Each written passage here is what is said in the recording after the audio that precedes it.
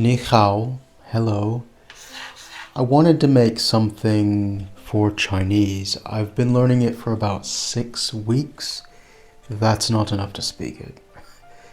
My name is Benjamin. Let me know what yours is down in the comments.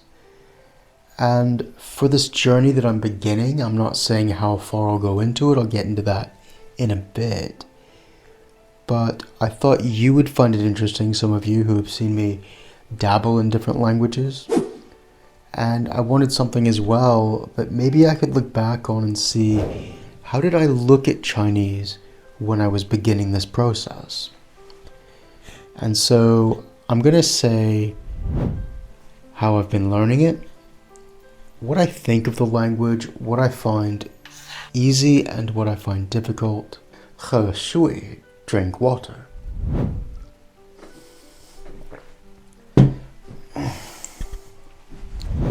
And I'll let you learn, and I'll let you know what I think of this language.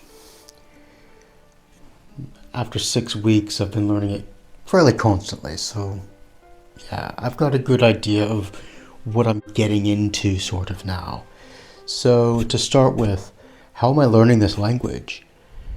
Well, I'm learning Zhongwen, that's Chinese. I'm taking a course through Head Start 2, American Military Secretary of Department of Defense, American intelligence training basically. And I find this very efficient. I can talk about guns and tanks, but it's fun and it gives you essentials that you need for the language. Now, I have been focusing on HSK, which is the Chinese-based system, and it's simplified. However, I would like to move into TOCFL, that's the Taiwanese version, just because if I'm going to be investing in this, I don't want my money, I don't know where the HSK funds go. Does that go back to the Communist Party? Now, I don't want to get political at all. I'm just aware that I'm an American citizen and I want to be careful. I am learning simplified at the moment because it's simplified. The traditional version, I've looked at both scripts. The traditional is more difficult. It's more nuanced, but it's the same language. And I find that I've never learned an Asian language. Well, no. Hebrew is technically an Asian language, but I've never learned an Oriental language. And I've certainly never tried to learn a language with glyphs, essentially.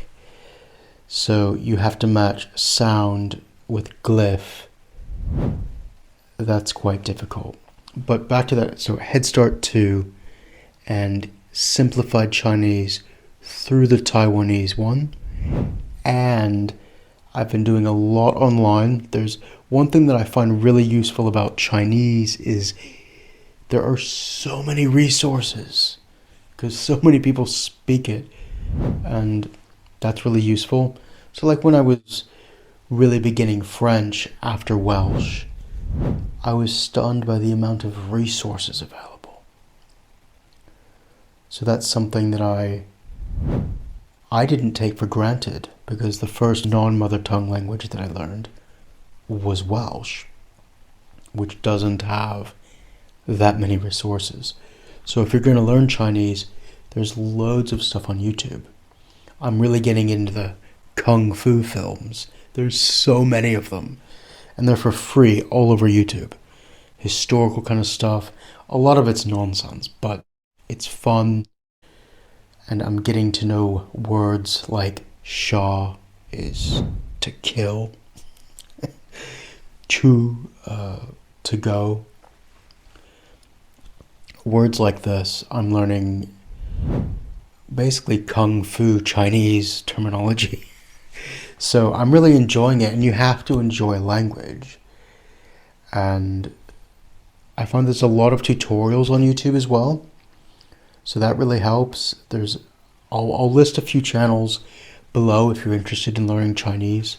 I've subscribed to several.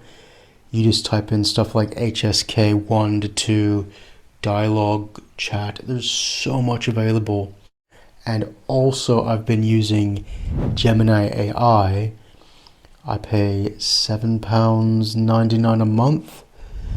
And you have to know how to use AI a bit to make it work, but I've put instructions into its memory to make it my Mandarin Chinese tutor. And then as I build up vocabulary, I have the AI remember certain sets of words that I know, like she and zai. That's the basic structure word for telling you that something is, kind of like the verb to be in English, but not like the verb to be. The basic words that you need to know, zai and she. And so that's really useful that you have all of that available. AI, YouTube, and you have 2 different structures and courses you can take, essentially mainland Chinese, simplified, or Taiwanese traditional. I would like, if I continue with this, I would like to get into the traditional one, but I do think just for sheer volumes and simplification, the simplified Chinese form is better. Of course, you're going to start with pinyin. Pinyin, it was invented by communists, but it's really useful. It's just basically a Latin script for Chinese. Children in Chinese schools now use it to learn, and they slowly introduce the characters and phase out the pinyin for the children. And I'm kind of learning the same way. Pinyin took me, you can read it within a few days if you speak English or French. It's going to be really easy. Do you hear that outside? As for the structure of the language and what I've learned, it's very consistent. It's very easy compared to conjugating languages like French, Welsh, or Hebrew. The verbs are simple. You learn them once and they never change. The past tense, le, is at the end of the sentence. It's really simple. In fact, it's too simple. That's the main problem that I'm having with Chinese at the moment, is I'm used to languages with nuance in the structure of the words. But that's not where Chinese puts the nuance. It does it through context, which they have this tonal pitch system. So Bing means soldier, and Bing means, I forgot, but oh, here's one. She is 10 and she is. And there's another few words that sound means as well. You really have to pay attention to the pitch of the word, which I'm finding really difficult. It's not like anything I've tried before. And because they have this tonal thing going on, there's not that many sounds in Chinese.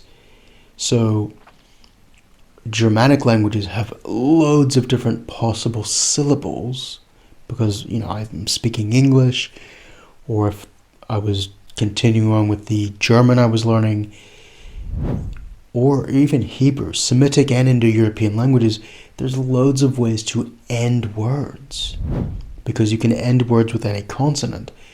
You can't end words in Chinese with consonants except sometimes it's a squished R sound, or N or NG.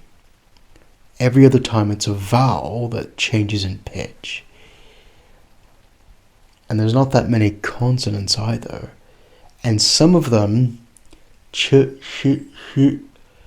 are very similar to each other as well. So I don't really like the sound of the language. It's very narrow, and I'm gonna have to really discipline my ears to be able to distinguish between subtle changes in pitch. I've never tried anything like it. Now, as far as how far will I go with this, I don't know. I'm gonna do certainly either HSK1 or TOCFL1 and get that done. I'm going to do that. I'm committed. But after that, I don't know. I think it's an achievement to get through the first level of Chinese. I think that's really cool. And as I said, I've never tried an Oriental language. But clearly, watching these films and even just practicing by listening to dialogue with translation, the cultural gap and difference is immense. I mean, you don't just learn a language. When you learn a language, you learn a culture.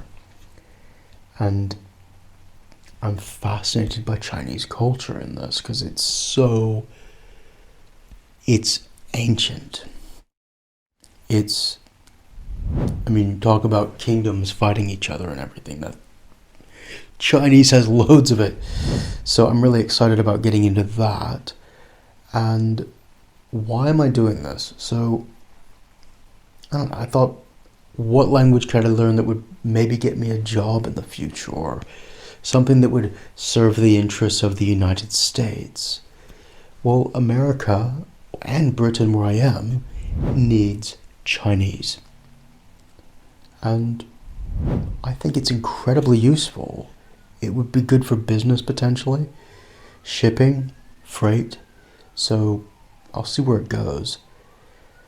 But at the moment, I'm not too keen on the sounds of the language. Sometimes when I begin a language, I really like it. Like, I really like the sounds of German. I like it a lot. What's another one? I really like the sounds of Hindi, actually. Not the majority, but the largest Indian language. I really like that.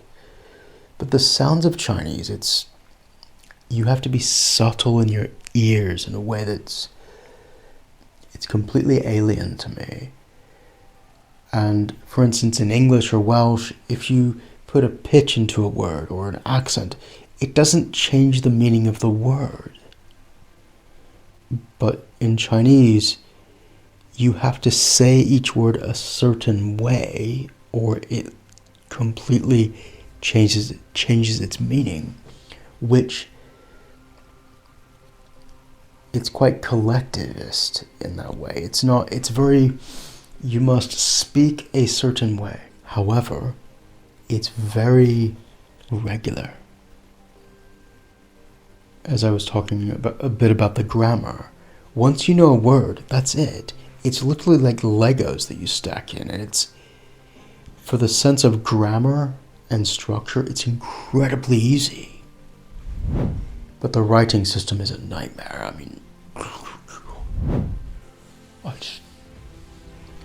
Anyway, do any of you speak Chinese? Let me know down below. Zhongwen. What are some of the words that I've learned? Erze, son. A lot of words end in this z sound. It's a noun ending. Ize, that's chair, I think. Beize, cup.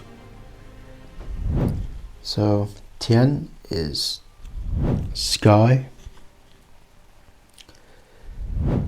Jia is house and family. I like that one. The symbol is like, it's basically a pig under a roof, because in ancient Chinese, having a pig in your house meant that you were wealthy. Quite different to the Hebrew that I was learning, where if you have a pig in your house, well, you're breaking a commandment, basically. So it's a completely different culture.